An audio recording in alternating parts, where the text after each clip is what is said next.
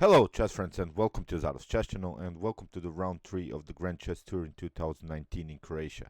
So today we had again the clash between the world champion and the world championship challenger from 2018, Fabiano Caruana, against Magnus Carlsen. But it was really a special day for me because I had the opportunity for the first time in my life to see this top grandmasters playing live. I was really there. I was in the playing room. I had a good view on Fabiano Caruana and Magnus Carlsen's game, and they were playing for over 5 hours. It was an unbelievable discipline of chess. They can really sit on their chairs. I think Fabiano Caruana is spending like 99 of his time spending or sitting on the chair, which is really an unbelievable discipline in chess. And the good thing is, I went there with my brother and with my two nephews. I wanted to show you a picture. It was taken by my friend, my chess friend Vyacheslav Nemec. He's also a cool guy. He has also a very cool chess website, Chessentials blog. So I'll show you the link of that blog also, so you can check it out. I think it's a great thing for chess. So thank you, Vyacheslav, for taking this picture, and he sent me also this picture that you see here on the right side. It was the picture taken in the beginnings of the game by Carlsen and Caruana. Thank you again, Vyacheslav. And what the funny thing about this top grandmasters are that when the games begin, they start to walk. They basically walk and watch what's going on the other side, on the other board. So uh, they're not so much watching on their own boards, which is unbelievable. And the good thing about watching the games live, that you don't have this computer evaluation. So it's really like watching a football game. You don't know what's going to happen. You don't know. What's the best move. So of course, when I watch the games at home, I watch them and analyze them, and try to see lines, try to see the sidelines of particular openings, of particular variations. That's not possible because it's not allowed to take your mobile phone into the playing room, which is of course perfectly fine. It could really distract the players with some noises and stuff like that. And before we start to analyze the game, I wanted to show you first this pattern, this drawish pattern, which is this wrong bishop position. The wrong bishop position is this position in which the bishop covers here, for instance, this b8 square, and if you would have the light square bishop, it would be perfectly fine. It would be a winning game for white, because we can promote here on a light square. But because we have the dark square bishop, it's a forced draw. So this will be important in order to get a better understanding of the game played by Magnus Carlsen and Caruana. And in the post-match interviews, well, both of the players were not so satisfied with the play, but that was part of because Magnus Carlsen chose really well an equalish line, which is really a drawish line. It's often the games often end in the draw, and I think Magnus went here really. His strategy here today was to not lose, to get a draw, and go into the tournament with 2 points. And let's see what happened in the game. So here we have e4 by Caruana, we have e5 by Carlsen, knight on f3, knight on c6, and bishop on b5, Duru Lopez. We have a6, and now bishop on a4, still common theory. And here we have knight on f6 by Carlsen. This is now, of course, immediately challenging this e4 pawn, and Caruana goes into his common line with castling. Knight takes on e4 was played by Carlsen, and now d4. The idea, of course, is to open the e file as fast as we can, because the king is still endangered, the king is still in the center, and here that's why bishop on e7. We are now, from black's perspective, one move away from castling, so still common theory. Rook on e1 played by Caruana. And here we have b5. Very aggressive move. It was played by Morozovic and Grishchuk. So it is, you'll see in the continuation, it is a simplification of the position. But black will have many weaknesses. Black will have many of these pawn islands, which is not good. But will continue the game with the bishop pair, which is a slight advantage in open games. Still an equal position, but you see the problems in black's position. So here rook takes on e4. We have now d5. Knight takes on e5, and it's not the best here to take, of course, the rook, because we have knight takes on c6 with an attack on the queen, so you lose the tempo. And now we can simply take, or even play knight on e5, and again attack the queen and play with the bishop on b3 then after that. So it's not good for white to give up two pieces for the rook here. So that's why after knight on e5, knight takes on e5 was played, rook takes on e5, and now b takes on a4. And you see now the problems. White doesn't have any more the bishop pair, but has a really more healthy pawn structure.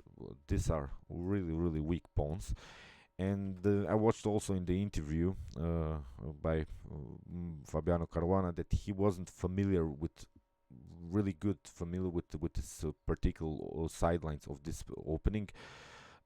His calculations went to this position in which black has these weak pawns, and he decided to play the move knight on c3. And it's a good move, it's a developing move. Here Magnus simply castled. And but there is one really interesting line which was also suggested by many players, the move b3 here. If Magnus now castles, now for instance, then you have rook takes on e7, queen takes on e7, and now bishop on a3. Queen on g5 would be the best move. You'll see why. Bishop takes on f8, and you shouldn't take the bishop immediately. First play the move bishop on h3, which creates an immediate checkmate threat, and here queen on f1 would be a forced line. g3 is not so good because, well, you're leaving the light square weaknesses here. On some occasions we could infiltrate here through f3 and really try some checkmate, so the forced line would be queen on f1. So as said, then after that, of course, black can take after knight on c3, a takes b3, and a takes b3. Okay, it's still an equal game. Both of the sides have good chances here. Black with his bishop, and Fabiano Caruana didn't go into this line. He played immediately knight on c3. And I have to say, while watching this game live, Magnus Carlsen played these moves very fast in an early stage of the game. I think he spent it like 2 or 3 minutes for these moves, so he was well prepared, and he was watching some other games. He was watching what's going on some other boards, and for the most of the time he was most interested in this game played by Shakira Mamedyarov and Nepomniachtchi, which is of course understandable because Jan Nepomniachtchi won the game today, and he has now perfect score, 3 out of 3, so he'll be probably also candidate for even winning this tournament. So castling played by Carlsen, and here rook on e1 was played. It was sort of a consolidation move. You have to bring back your pieces together because the rook here is a little bit loose. If you try something like, I don't know, rook takes on d5, then you have bishop takes on d6, and if you try some forks, well, then you have bishop on e6, bishop takes, c takes d6, and you're forced to move the rook here on h5, which is not a good square. Then you have g6, and you see the rook is really here endangered on h6, so it's not a good choice here for white to go in such lines. The rook is really loose here. If you take with the knight, for instance, well, then you have again bishop on d6. After rook on e1, it leads again to the simplified line. After bishop takes on h2, king takes on h2, and then queen on d5. Well, after potential bishop on f4 with an attack on c7, then you have bishop on b7 with a checkmate threat. After queen on g4, for instance, you have queen takes on d4. Again, the position is simplified with the opposite colored bishops. It's perfectly fine. So that's why rook on e1 played by Caruana, and here Magnus played bishop on d6 anyway. And now Caruana played the move queen on h5. This is of course the idea. Uh, Again, to take the pawn on knight on d5, but there are no threats of this bishop takes on h2 idea.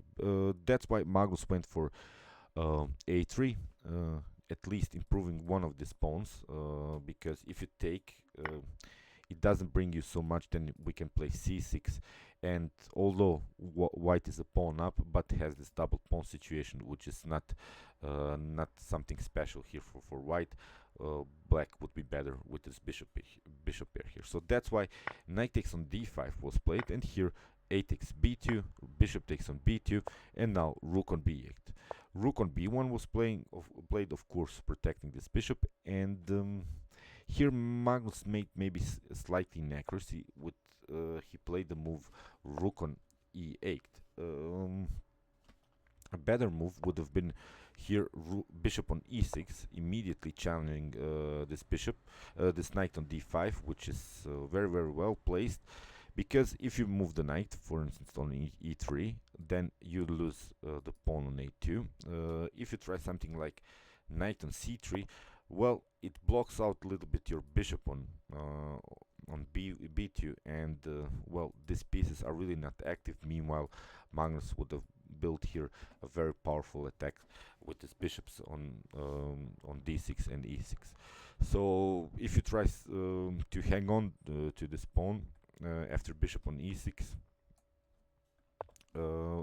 then if white tries something like c4, then again we can play here g6, kicking away the queen on e2, then bishop takes, and here after c takes d5, we will have really equalized position. Magnus gets out of this mess, although again pawn down, but with this double pawn situation, this bishop is blocked out. This bishop is better in this position.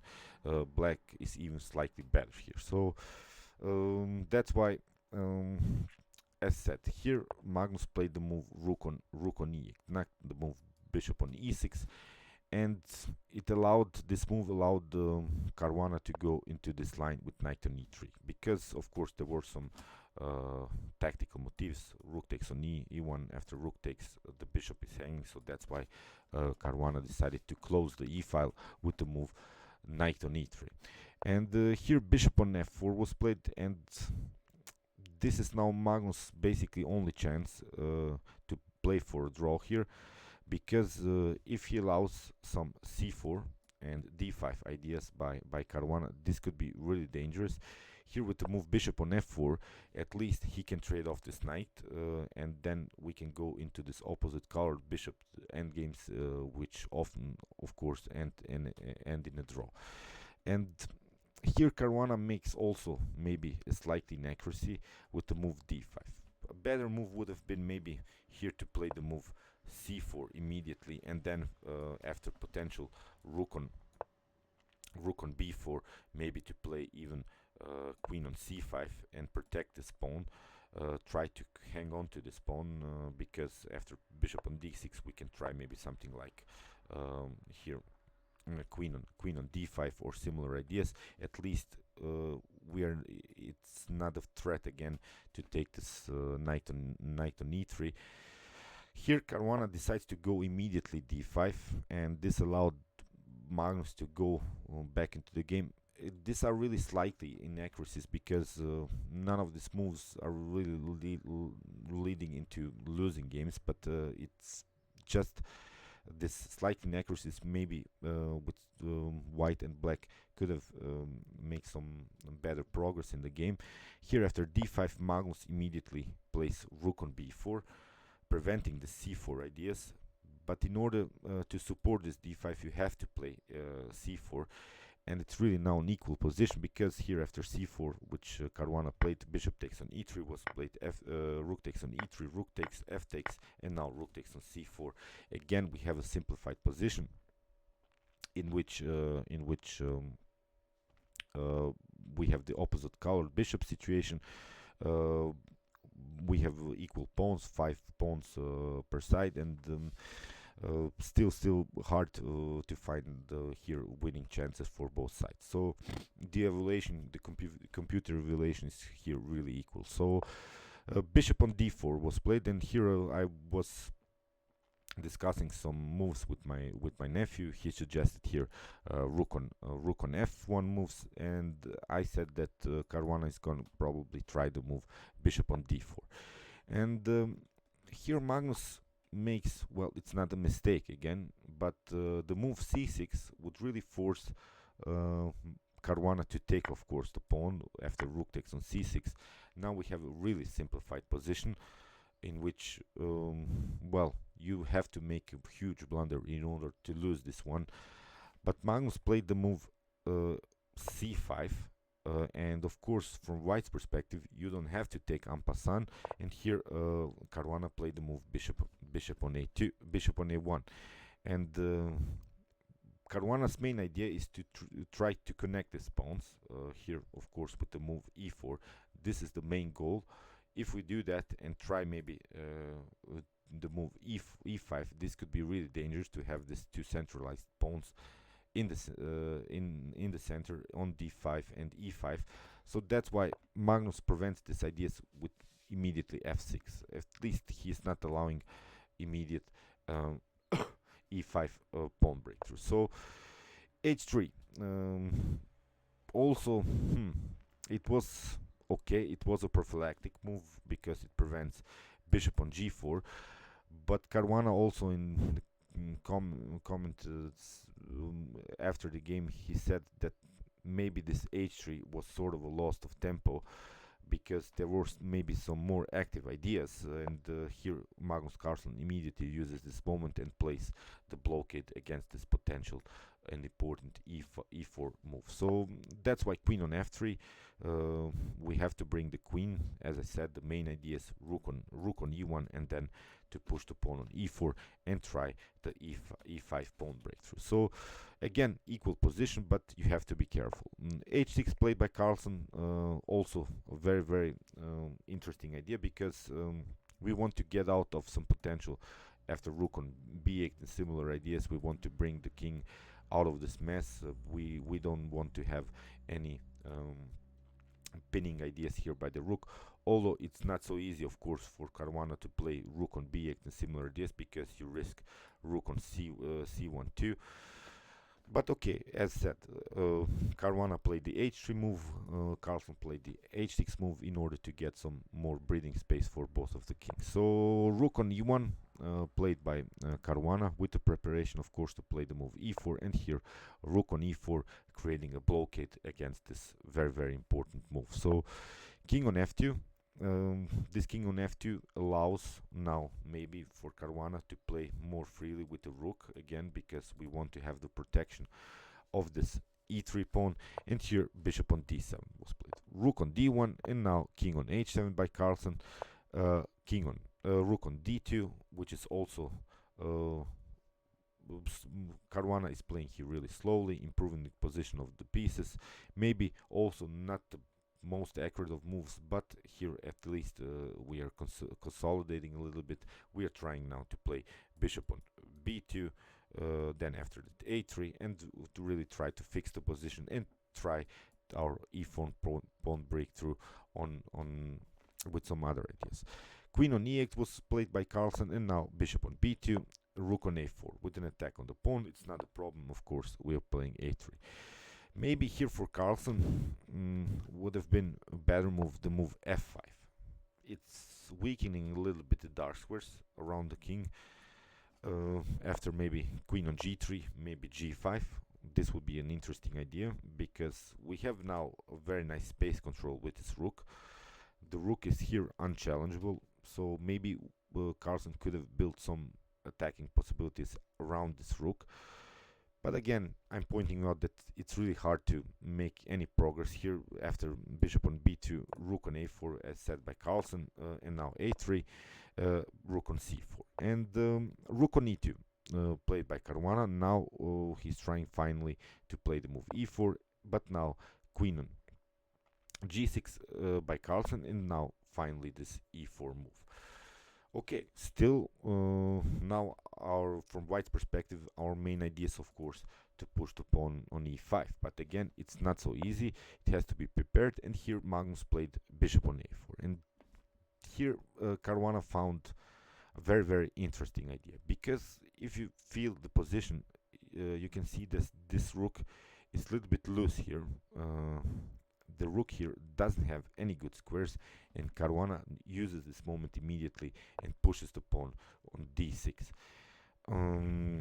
It's hard to get back with the rook here because the bishop is covering the very important d4 square. So here Magnus played immediately. I watched the game and he played, I don't know, after half a minute he played immediately bishop on c6. And you see now the problems. You cannot really take this after, I don't know, maybe something like a4. You cannot really take because we're threatening always a promotion here with the move d7, so it would be really dangerous. That's why here first by Caruana played first the move queen on g3 in order to trade off the queens, which is the queen is also one of these attackers on this pawn on e4. Queen takes on g3 was played, and now king takes on g3. And you see now the problems. You cannot take again because after takes, then you have d7 and we are threatening to promotion. It's unavoidable. So that's why here Magnus tried king on g6, and now we have finally this other pawn breakthrough with the move e5. We have f takes e5, and now bishop takes on e5. And here Magnus makes, well, it's again sort of an accuracy. Now bishop on b2 was played by Caruana, which is really the strongest move, and now we have a very strange position because Caruana is threatening now. If you try something like king on f1, we are threatening here to play rook on e7, and you see you lose this g7 pawn, so it's really dangerous. That's why Carlsen played here h4, and after king on h2, well, you have now again the same problem. The idea from for Caruana is now to play rook on d2, and then after that d7, and then after that d8 from promotion. The king cannot go back, as I said. You cannot go on the f6 square because the bishop is covering. You cannot bring the king on f7, and Magnus finds now, well, a very cool drawish forced line. So he played the move king on f5. Unbelievable, leaving this pawn hanging. Bishop on g7 was played, of course, by Caruana, and now rook on e4. We want to trade off these rooks. After rook takes on e4, you see king takes on e4, and now after bishop on f6, Caruana can take even another pawn in the next move. But the problem is that this pawn is going down here. After bishop takes on h4, we have c3. Bishop on f6, now you have c2, and bishop on b2. So the bishop has to cover this pawn, this square c1, because we're threatening always to promote here. And here king on d5, of course, played by Carlsen. We have g4, and here king takes on d6. And now we come to this position, which I talked about. So we have now this wrong bishop position, which is really a well-known position, because you cannot promote this pawn here because you don't have the light square bishop, as I said, and it's impossible. Let's see a possible continuation. If you try something like a5, black would go simply king on b8. If you try to move the king, let's go further. Black has only to move these two pawns. If you try something like king on a8, then you see bishop on g3 leaves black again only one square. You have to move here again. Black has only one square. And if you try something like king on b6, it's stalemate. So Magnus Carlsen here sensed after king takes on d6 that he can give up this bishop for these two pawns. And then we have this wrong bishop situation because again Fabiano Caruana has the dark square bishop, and the potential promotion of this a pawn is on a light square, so it would be a theoretical draw. So let's see what happened. King on g3, bishop on b5, king on f3 was played. Now of course Carlsen goes on the other side. As said, his main idea is to trade off these bishops for these 2 pawns somehow. h4 played by Caruana. King on f8, we have h5. Now bishop on e8, we have king on g3, king on g8, king on h4, we have king on h7. Now king on g5, we have bishop on d7. Now bishop on king on f4, and now very important move, a5, because you see the problems. In order to take this pawn after here king on g5, in order to take this pawn after after a4, you have to bring your king here and take this pawn on a4. Meanwhile, Carlsen always can go into this stalemate position on a8. So king on f4 was played. Now bishop on e6, and now g5. Bishop on f7. As said, our main idea is here to give up the bishop for these 2 pawns. g6 was played. Bishop takes on g6, h6, g6, king takes on g6, and now king on e5. We see king on f7, king on d6, king on a8, and now bishop on c1. Caruana is trying to cut off this dark square for Magnus' king, but of course Magnus played king on d8, king on c6, and now king on c8. But now bishop on f4. You see Caruana is not allowing the king to come on b8, but now Magnus Carlsen simply promote to queen. Bishop takes on c1, king on b8, king on b6, and now Magnus goes in this corner, and it's theoretical draw. And here Fabiano Caruana played bishop on f4, and it was a stalemate. So great game, I think. As I said, I had the opportunity to watch these 2 top grandmasters for playing for 5 hours. I really enjoyed it. I really enjoyed also the other games. We had a great win by Jan Nepomniachtchi against Shakri Jozarov, great King's Indian game. As said, I really enjoyed it. I enjoyed the reactions of these players.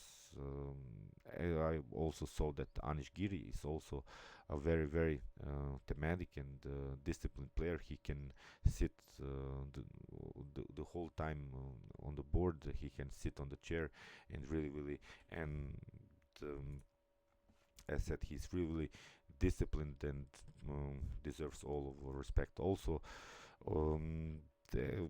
he had maybe some winning chances today against Wesley. So Dingliren and Vashila Grav get into a very tactical battle, which ended in a draw, and Sergei Karyakin against Nakamura also ended in a draw, in a thematic draw, 2 versus 1 pawns in a rook ending, and Vishwanathan Anand against Levon Aronian, also a very calm Italian game in which Levon Aronian managed to draw very easily. So I hope you enjoyed this game. We'll follow this Grand Chess Tour in Croatia, here in Zagreb. I'll try to get more tickets. Maybe I'll go on Sunday also, watch some games. I really enjoyed it, and I really enjoyed this afternoon with my family. It was really something special for me. Okay, meanwhile you can watch my other commented chess games and from this Grand Chess Tour in Croatia, and you can also subscribe to my channel if you like the content. Thanks you for watching, guys, and chess is the best, of course.